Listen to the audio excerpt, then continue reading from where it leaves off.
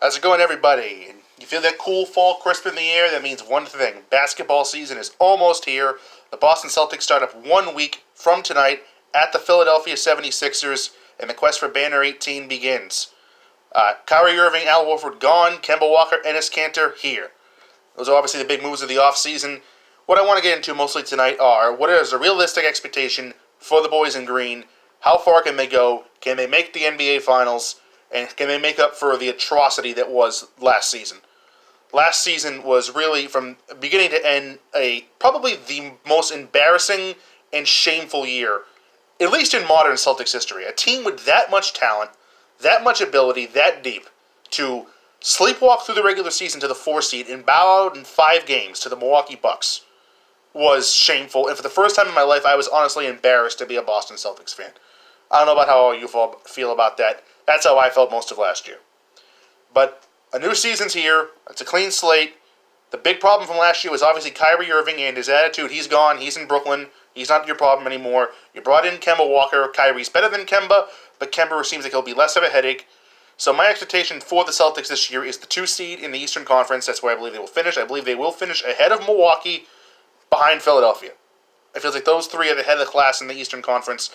But I think they will be behind Philadelphia. It feels like Philadelphia has made a big jump. With obviously great talent, Ben Simmons, Joel Embiid, added Al Horford. So that Philly team is going to be a force to reckon with. They lost Jimmy Butler, but that Philly team is deep. It's just a matter of can they put it together. Because there are flaws with that Philly team. Ben Simmons still can't shoot. Joel Embiid's a dog. Tobias Harris got overpaid. Al Horford, I think he's a perfect signing for them. Can really teach them how to play the game, be a professional, commit to your craft, which Al Horford's done. He's a perfect signing for that Philly team. But obviously we're here to talk about the Celtics, and like I said a moment ago, I expect the 2 seed or the 3 seed. I expect the 2 seed because I believe Malcolm Brogdon is a big loss for the Bucks. They should have kept him and let Chris Middleton go, in my opinion.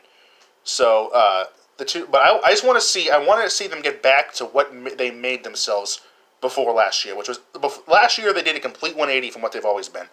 Before last year, they were a tough, hard-working team that was competitive. It doesn't matter how many games 2 years ago were they down 20 in the first half and came roaring back to not win, to win. Sometimes they didn't, but they was always close at the end. They were always, you felt like they're going to go on a run. This is going to be a close game by the time we get to the fourth quarter. And last year, that was the total opposite. If you gave them a reason to quit, they quit. They shut it down. Remember that Charlotte game when they were up 20 with 6 minutes to go and completely stopped trying? And Charlotte came back and won? And the next night they got blown out by 40 by San Antonio? Or the Clippers game where they were up 20 at halftime and lost by 26? You can just go on and on and on. Last year, it was only 82 games. It felt like 182. It was a slog. It was painful. And it was embarrassing. And this year, they have some redemption to do. Because behind the 2011 Red Sox, I don't think there's ever been any more of a letdown, unlikable, hateable, disgusting group of athletes in the city than the 2018-2019 Boston Celtics. What a collection of crap. Brad Stevens, Gordon Hayward, all these guys, the kids, Tatum and Brown, they got something to prove. Chief among them is Gordon Hayward, entering what could be the final year of his deal. He has a player option at the end of the year. There are some rumblings I've heard that his wife is not a big fan of living here. If he has a good year, he could opt out and leave. But if he has a bad year, you could be stuck with what looks like the worst contract in basketball. It's either him or Chris Paul. So that Hayward they're in a sticky situation with, in my opinion. Brad Stevens, we all know he's great with the X's and O's and can draw up plays, out of timeout plays. He's good at that. He's as good as that as there is anybody in the game. It's the ego management last year where he failed. He did not get the kids on this team to subjugate their egos or Kyrie Irving to put aside his. Last year, he failed in that department, and that is the big department when it comes to NBA coaching. That's what matters, and that's what matters more. That's why I asked the question last year, would you rather have Brad Stevens or Doc Rivers coach this team? I said Doc Rivers, because we know he can do that. He can manage egos. Can Brad? I don't know. And now Doc has to do that again out in L.A. with Kawhi Leonard and Paul George. So the Celtics this year just get back to being a competitive team. No one's expecting a championship. You don't have the talent. I expect you to be in the mix for the Eastern Conference. I think you can get to the finals. But if they get there, let's L.A. Lakers, L.A. Clippers, Houston, Portland, Golden State, Utah. Those are all teams that are probably better than them, if not more. So let's get there and see what we got. Maybe you get some breaks like Toronto got last year when Durant and Klay Thompson went down and they were able to win the championship. But my Eastern Conference prediction this year, Philly number 1, Boston number 2, Milwaukee number 3, Indiana number 4. From there I'll go, this is tough. After Indiana I'll go Toronto at 5, Brooklyn at 6, Orlando at 7, Detroit at 8. Western Conference, 1 seed Houston, 2 seed Golden State, 3 seed the Lakers, because I think LeBron and Anthony Davis will be on the big load management. 4 seed the Clippers, same logic as the Lakers. A lot of load management for Kawhi Leonard and Paul George. And then from 5 through 8, I mean, it's the NBA. I mean, you get past the top 3, it really doesn't matter. 5 through 8, I'll say there'll be a collection of Portland, Utah, maybe Oklahoma City if Chris Paul stays healthy. And the 8th seed, I'll give it to Minnesota. Because I think Karl Anthony Towns will make a jump this year. But as much as it pains me to say, I do believe the Los Angeles Lakers are the team to beat. And it's a slap in the face, and it really hurts us Celtics fans that the Lakers did nothing right in terms of these last few years. Bloated contracts to Timothy Mozgov, Luol Deng, and all these guys. They drafted poorly, but Brandon Ingram and Lonzo Ball and these guys that they missed on. But, again, the NBA superstars want to play for that team, want to live and work in Los Angeles.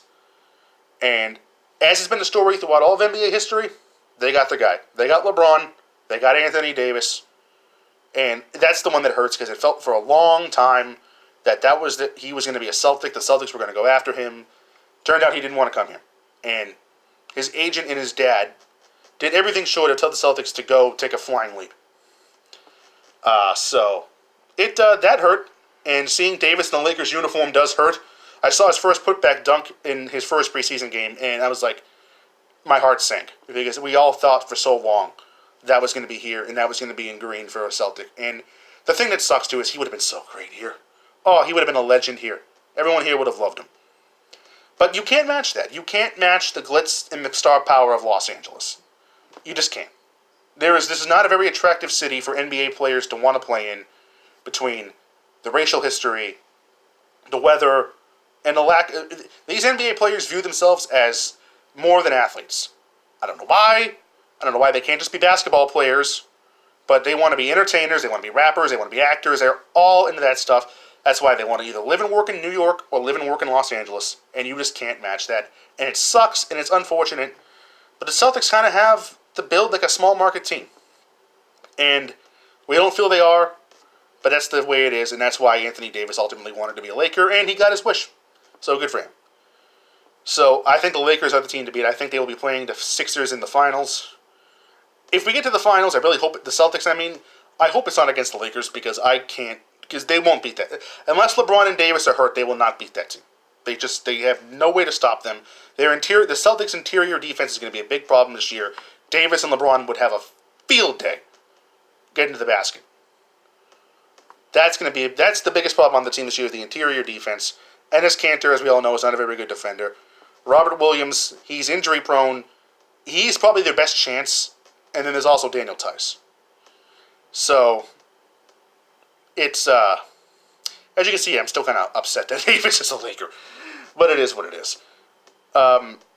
So my Celtics expectations again this year, get back to being the tough team. Get back to competing on a night in, night out basis. Don't quit. Don't shut it down like you did last year. And just give me a representative product. The championship expectations are gone. Your only hope now for a championship in the near future is if Tatum and Brown turn into superstars. So now you're back to being what you were with Isaiah Thomas. Give me a good competitive product. Give me something to watch on a Wednesday night in February. And just be representative. And that sucks that this is where we're at.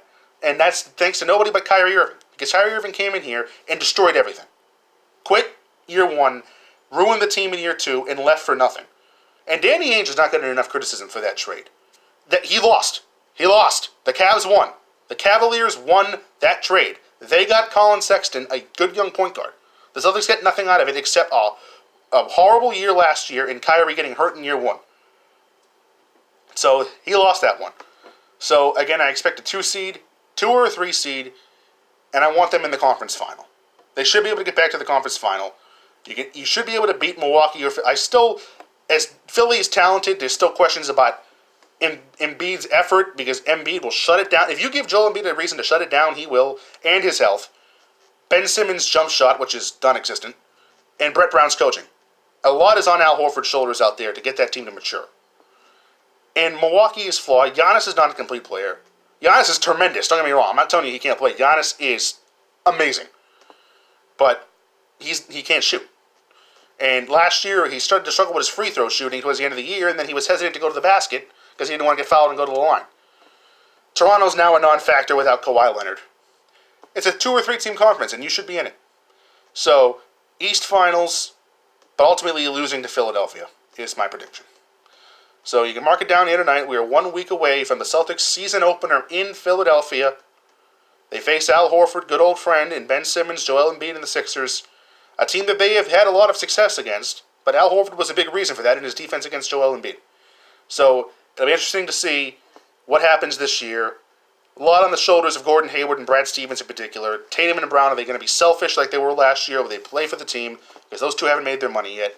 A lot of questions that need to be answered. But I'm excited. I'm happy basketball's almost here. Looking forward to watching the Celtics again this year. Thank you for watching tonight. I'll be back with a Patriots preview on Friday and a recap on Tuesday because the game is on Monday night. And again, that's my new format. Monday night recap. Wednesday, I will touch on the other 3 teams in town. Friday, preview of the Patriots game. Thank you for watching tonight. See you Friday.